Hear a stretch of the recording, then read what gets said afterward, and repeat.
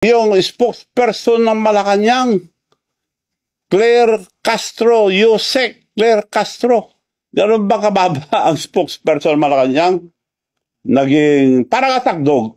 Dahil kung basta magsalita, parang attack dog. Alam nyo ba, girl, ang pagsasalita mo, para kang attack dog. Alam mo ba, attack dog, sinabi ko na, pag nakaamoy ng pera, kakagat.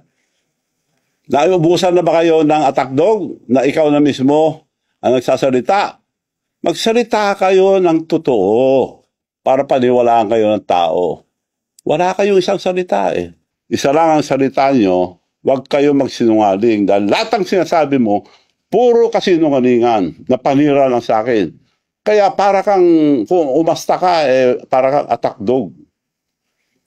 Alam mo na attack dog.